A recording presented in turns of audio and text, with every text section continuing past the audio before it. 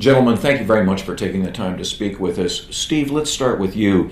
This meeting, ICANN 49, started on the heels of the historic NTIA announcement about the transfer of stewardship of the IANA functions.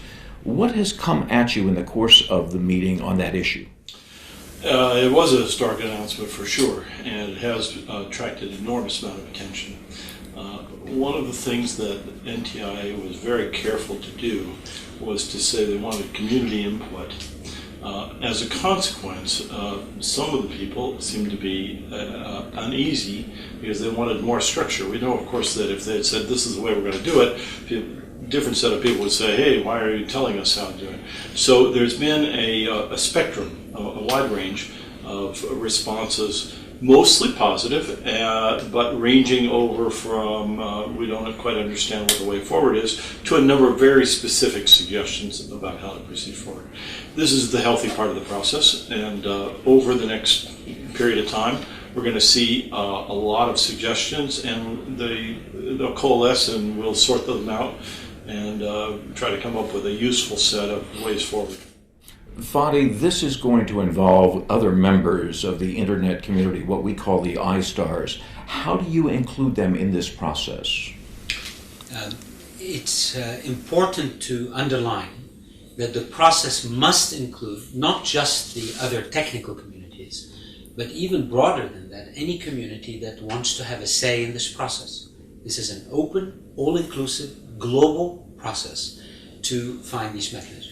How will we involve them is by running consultations and public forums, not only in ICANN meetings over the next 18 months, but hopefully also the plan is to do these in the meetings of our other organizations in the technical space, the IETF, the regional internet registries, the CCTLD regional organizations.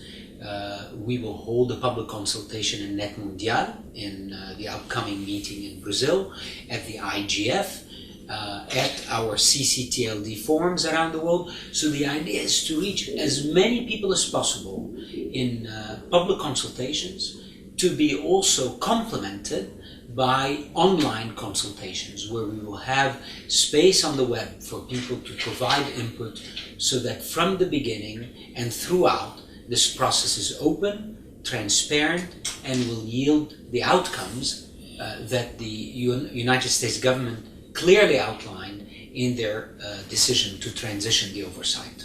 What has the community reaction been this week? Well, clearly the community has been waiting for this for 15 years. Clearly this is not a surprise because we have been asking for this all along. And in fact, the US government has modulated its stewardship over time. It has modulated it down, dialed it down, and this was just a natural moment for all of this to happen, due, as the US government said, to the maturity of the ICANN structures, the ICANN mechanisms, and the whole community's readiness to actually embrace these responsibilities and establish the appropriate accountability mechanisms to replace the US role.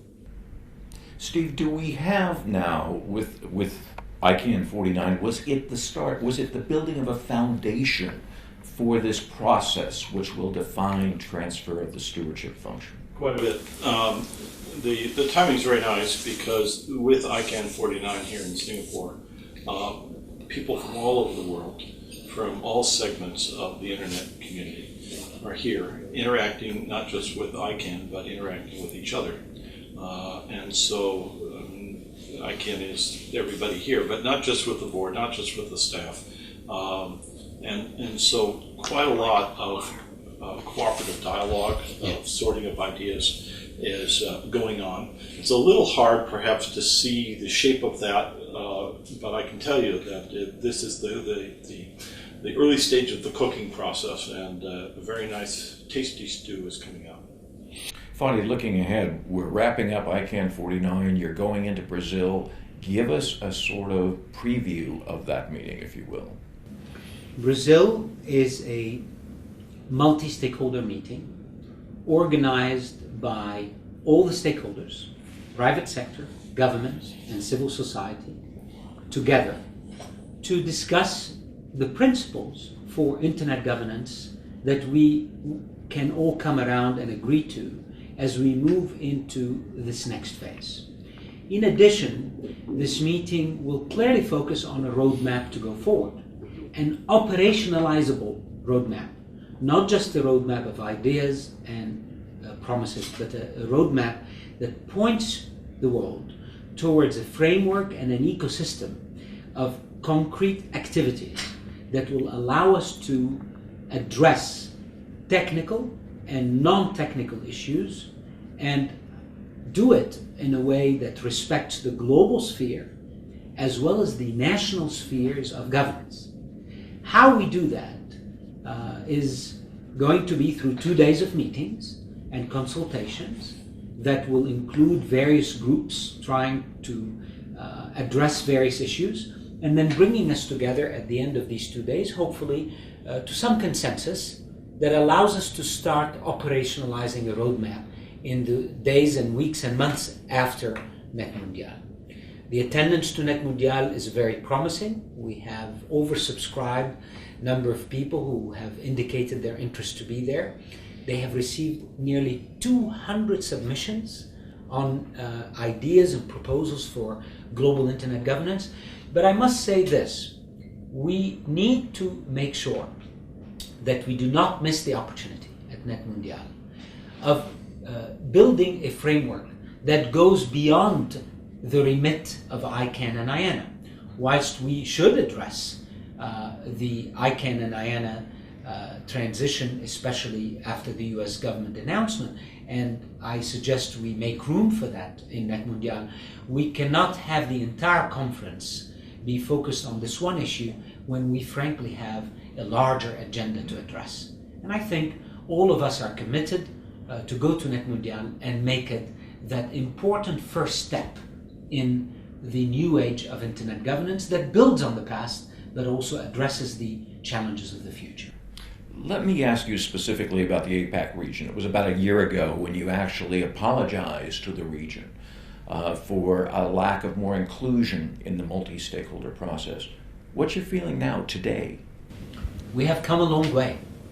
A year ago, when I came to Asia for the first time, our presence in Asia was very limited. We had 3 people here in all of the Asia-Pacific region, and we had, frankly, very, very limited activities, if at all. In a region that boasts about half the internet users of the world, this was unacceptable. And I did indeed apologize to the community. But more importantly, I promised action. And today I'm happy to report that we have 14 people in the Asia-Pac region. That's a huge increase in our presence. We have launched multiple programs and engagement centers across the region. We have a partnership with India to launch a center of excellence on DNS security. We have in Korea a partnership with KISA to take our content and make it available to people in the Korean language and with facilitation for them to appreciate and understand the content. We have now lines of support for the community where they can call and get support in local languages, including Chinese, and on and on and on. So the engagement picture for ICANN in this region is transformed. And this week, not only did I come to attend this meeting, but I have personally, with my family, moved here for the next few months so that I can also, with my own schedule and my own personal commitment, show to Asia that I am committed to our new hub in the Asian region, which is Singapore, Asia-Pacific region. Steve, summarize ICANN 49 for me. What's the big takeaway from this meeting?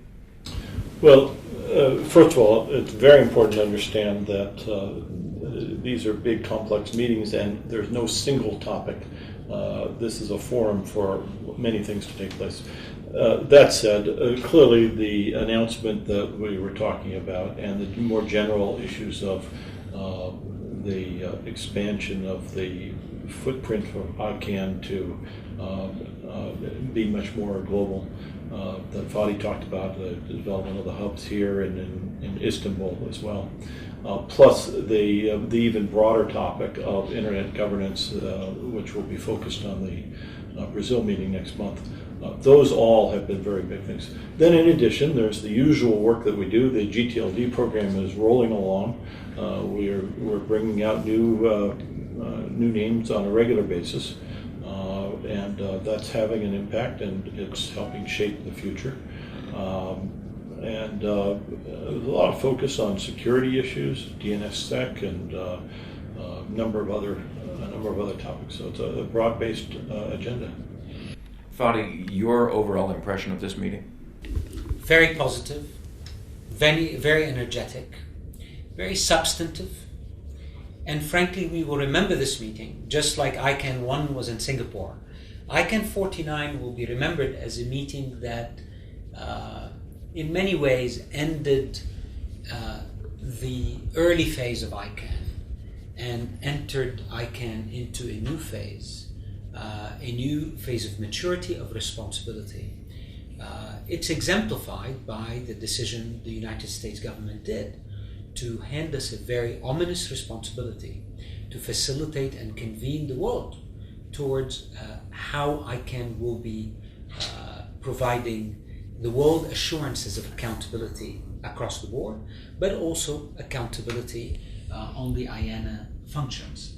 These are important times, and I hope that by the time we hit ICANN 50, which will be in London, we would have clearly shown everyone what we're made of.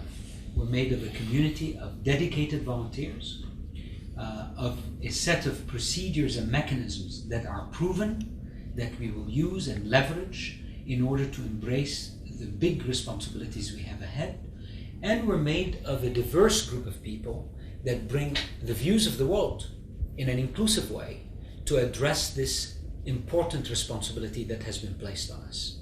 Gentlemen, thank you very much. Thank you.